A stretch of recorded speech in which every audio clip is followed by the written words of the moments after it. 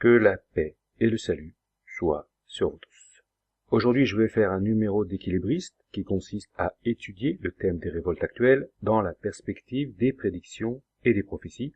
Donc je vais parler des gilets jaunes, mais également d'autres thèmes qui pourraient sembler abracadabrantesques pour ceux qui n'auraient pas suivi mes vidéos depuis quelques années. Où j'annonce qu'une guerre civile devrait précéder l'invasion russe et la Troisième Guerre mondiale.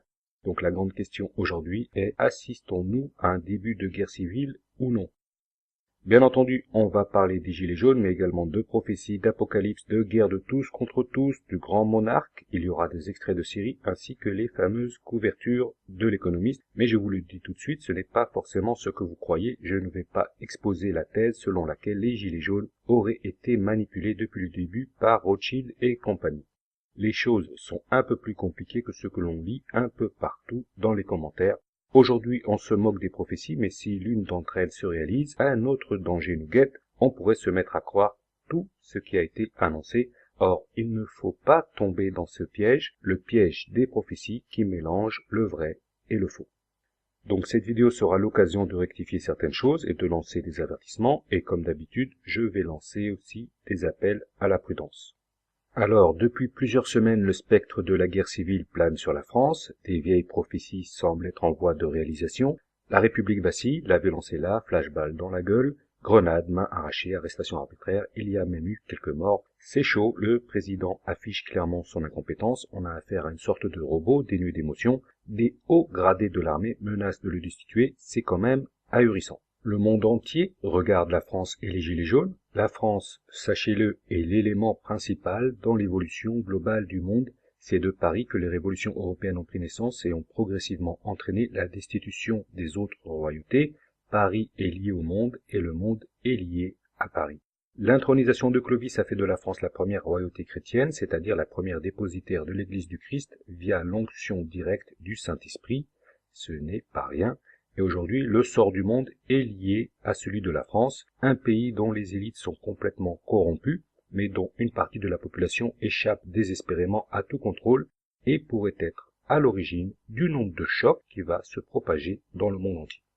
La situation est tendue, mais contrairement aux apparences, nous sommes loin d'avoir changé de paradigme. J'avais déjà parlé à plusieurs reprises d'une possible entrée dans les temps apocalyptiques, symbolisés par le cavalier au cheval roux. Cela n'est pas encore arrivé. J'aurais pu dire ça y est, nous y sommes, l'apocalypse a commencé, la phase du cavalier a débuté, mais ce n'est pas ainsi que je travaille, ce n'est pas ma manière de faire.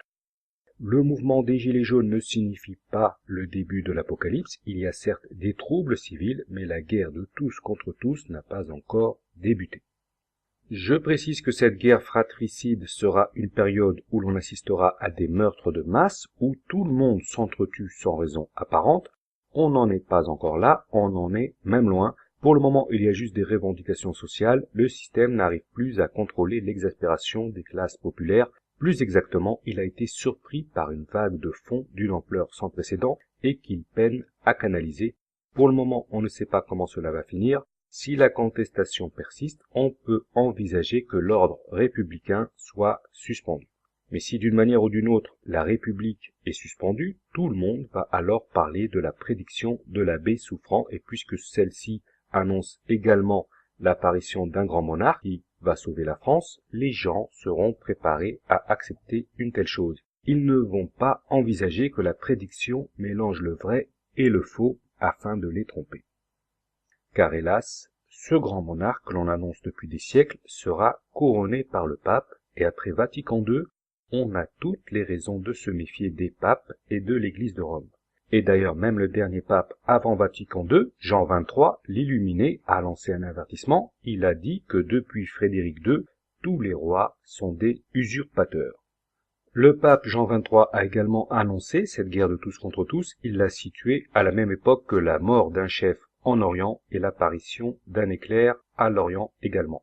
Dans le livre de l'Apocalypse, ce grand massacre est mentionné au chapitre 6 au moment de l'ouverture du second sceau. C'est Jésus qui ouvre ce sceau et c'est un ange qui appelle ce cavalier. Petite remarque en passant, c'est donc Jésus qui autorise cet événement et on peut faire le parallèle avec cette parole tirée des évangiles. Ne croyez pas que je sois venu apporter la paix sur terre. Je ne suis pas venu apporter la paix, mais l'épée.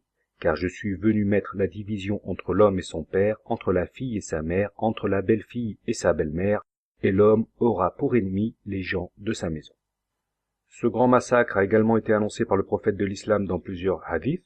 L'heure n'aura pas lieu tant que n'augmentera pas le trouble, et quand on demanda au prophète le sens du mot trouble, il expliqua le meurtre, le meurtre. Même le Coran semble contenir une allusion à ce grand massacre. Elle se trouve dans la sourate At-Tariq, celle qui concerne la planète X. Il est dit que le retour de la pluie et la terre qui se fend sont des signes de la fin des temps.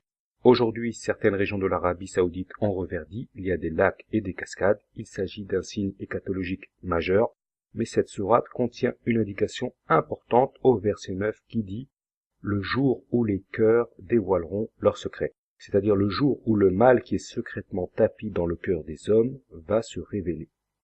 C'est ce mal qui va jaillir au grand jour au moment de la guerre de tous contre tous. À ce moment-là, la plupart des gens trouveront normal de tuer des personnes innocentes. Le prophète de l'islam a également précisé que ce mal, ces meurtres, vont se propager comme une maladie, et beaucoup de voyants de Rudolf Steiner à Marie-Julie Jahenny ont également annoncé cette guerre fratricide. Ce n'est qu'à partir du moment où cet événement se produira que l'on aura réellement changé de paradigme. Avec les Gilets jaunes, nous n'en sommes donc pas encore là, mais juste, à titre d'exemple, je vous propose de visionner un extrait d'une série futuriste qui s'appelle Westworld. Alors, Westworld est une série que l'on peut qualifier d'illuministe. Elle raconte la révolte de robots d'un parc d'attractions, mais elle contient un sens symbolique qu'il faut décrypter, et de ce point de vue, ces robots, appelés les hôtes, symbolisent les humains ordinaires, tandis que les humains véritables dans cette série représentent, eux, des entités démoniaques. On les appelle les visiteurs. Une fois munis de cette grille de décryptage, tout le sens caché de la série nous apparaît. Les visiteurs, c'est-à-dire les humains du parc, représentent donc des démons qui ont pris possession de corps humains, et ils passent leur temps à s'amuser avec les robots à forme humaine, c'est-à-dire avec des hommes ordinaires qui n'ont pas été illuminés par ces démons. Dans cette série, il est question de contrôle mental, de monde infraterrestre et même de sorcellerie. Le personnage joué par Tandy Newton parvient à mettre à son service deux humains, c'est-à-dire deux entités, mais le clou du spectacle se trouve à la fin du dernier épisode de la saison 2. On y voit les robots sur le chemin de l'Exode, dans le désert, rattrapés par une cavalière. À ce moment-là, l'un des personnages annonce « Pourquoi 4 cavaliers quand un seul suffit ?» En d'autres termes, elle annonce au spectateur que cette cavalière représente les 4 cavaliers de l'Apocalypse, et on a déjà vu qu'en réalité, ceux-ci ne faisaient qu'un. Et alors, quand celle-ci s'approche des fuyards, ceux-ci s'entretuent. Dans le scénario, il est question d'un virus informatique qui se transmet par Wi-Fi, mais en réalité, ce que l'on nous montre là, c'est qu'il existe des sortes de virus psychiques qui peuvent modifier le comportement des individus et les pousser à s'entretuer. Rien que cette scène démontre que les Illuminés possèdent une certaine connaissance des événements de la fin des temps. Cette connaissance ne leur a pas été donnée par les Écritures, mais par des communications avec des entités démoniaques. Et ils se servent des Écritures seulement pour les parodier. Et cette fois, non seulement ce cavalier est une cavalière, mais en plus, il contient une allusion à Jésus qui lui aussi chevauchera une monture blanche. C'est au chapitre 19 et on note que son vêtement sera teinté de sang. Et si on regarde bien la scène, cette cavalière porte bien des traces de sang sur sa robe.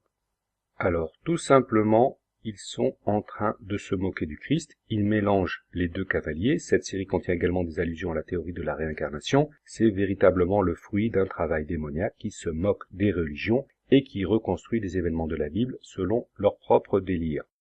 Et c'est ainsi que, par exemple, les fuyards se dirigent vers une colonne de lumière qui les fait passer dans un autre monde. Il s'agit là à la fois d'une allusion à l'exode des Hébreux et aux tribulations de la fin des temps. Et si on regarde cette série, on prend le risque de subir une manipulation mentale, mais je vous montre cette scène juste à titre d'exemple afin d'illustrer ce que sera réellement cette guerre de tous contre tous. Avec les Gilets jaunes, nous n'en sommes donc pas encore là, nous en sommes juste au stade de la révolte populaire. Il y a des violences, certes, mais il n'y a pas encore cette rage destructrice annoncée par les prophéties. Mais néanmoins, il est intéressant de faire le parallèle avec certaines prédictions contenues dans cette série. On se place alors dans le predictive programming, où le spectateur est influencé sans le savoir parce qu'il regarde. Aujourd'hui, la majorité des films et des séries servent à cela. Or, dans cette série Westworld, la révolte des robots précède l'apparition du cavalier. Dans cette série, le cavalier sert à anéantir cette révolte. Il s'agit de l'arme ultime. Et à l'heure où je vous parle, la révolte des Gilets jaunes est en train de s'internationaliser, et c'est peut-être cette révolte qui est figurée dans cette série. L'équation est simple, les Gilets jaunes sont figurés par les robots qui tentent d'échapper à un système oppressif, qui les manipule depuis le monde occulte. Il s'agit peut-être d'une coïncidence, mais ce n'est pas la seule. Vous avez sûrement déjà vu cette couverture de l'Économiste qui montre des petits bonhommes en jaune qui manifestent dans le désert. Certains y ont vu la preuve que les rédacteurs de ce magazine avaient prévu le mouvement des Gilets jaunes. Pour ma part, je pense que c'est une chose assez plausible, la preuve a été faite. Il y a des gens qui ont une connaissance de l'avenir, mais dans ce cas, pourquoi les montrer dans le désert, comme dans cette scène de l'épisode final de Westworld? Vous avouerez que le parallèle est saisissant. Dans les autres vignettes, on voit encore le cavalier de l'Apocalypse avec un champignon atomique, puis le fameux Antéchrist, ainsi qu'une grande comète qui apparaît dans le ciel, c'est-à-dire la fameuse planète X, également connue sous le nom de comète de la paix. À ce niveau-là, peut-on parler de coïncidence quand il y en a 4 ou 5? Cette couverture de l'Économiste montre des événements de nature apocalyptique et l'un d'entre eux, symbolisé par la carte de l'ermite, est en train de se réaliser sous nos yeux. Cet ermite, j'en ai déjà parlé et je pense que l'on peut l'identifier au Mahdi. J'ai déjà déclaré qu'il était mentionné également au chapitre 12 de l'Apocalypse. C'est l'enfant de la femme qui s'enfuit dans le désert et les prophéties islamiques racontent qu'en effet, il ira se réfugier dans le désert. Donc ce qui nous est montré là, aussi bien dans cette scène prédictive de Westworld que dans cette couverture de l'Économiste, c'est que ce vent de révolte qui souffle sur la France, mais également dans d'autres pays, pourrait finir, après bien des péripéties, dans le désert. Et là, cette scène de Westworld nous montre qu'en fait, les gens qui iront là-bas finiront par mourir et que leur idéal religieux n'est qu'une autre forme d'illusion. Rappelez-vous, c'est du predictive programming, c'est de la manipulation. On est en train d'implanter des idées dans la tête des gens. On est en train de leur dire, surtout n'y allez pas, vous allez mourir. L'autre message manipulatoire, c'est que cette guerre de tous contre tous est voulue par les Illuminés afin d'anéantir cette révolte. Ils déclarent en substance, si vous vous révoltez, nous pouvons faire en sorte que vous vous anéantissiez mutuellement. Mais si on lit le livre de l'Apocalypse, on se rend compte que ce n'est pas eux qui actionnent ce levier, celui qui fait cela, c'est Jésus. Mais cela ne veut pas dire que les Illuminés n'ont pas intégré cet événement dans leur plan. Je termine cette vidéo en revenant sur la prophétie du cavalier au cheval roux. J'avais lancé une alerte il y a quelques semaines pour une période s'étalant de la fin du mois de novembre jusqu'au mois de décembre. Pour cela, j'ai fait une interprétation astrologique d'un rêve mentionnant la constellation du Scorpion. J'ai émis l'hypothèse qu'une influence astrale pourrait se propager et affecter les gens, déclenchant cette guerre de tous contre tous, mais apparemment le timing n'est pas le bon, il ne s'agit donc pas d'une influence astrologique. Mais quelques jours après avoir publié la vidéo, les médias ont mentionné qu'une grande catastrophe cosmique pourrait provenir d'une étoile située juste sous la constellation du Scorpion, là où il y a le dard, exactement comme dans le rêve. Ce serait une catastrophe d'une ampleur inouïe sur l'échelle des phénomènes cosmiques. Elle vient juste après le Big Bang. Même des galaxies lointaines peuvent être touchées. Ce serait comme si le doigt de Dieu venait donner une pichenette à la Terre. C'est en tout cas ce que l'on tâchera d'étudier dans la prochaine vidéo, sauf bien entendu si l'on n'est pas dépassé par des événements d'une ampleur extraordinaire. Sur ce, je vous remercie de m'avoir suivi et je vous dis à très bientôt.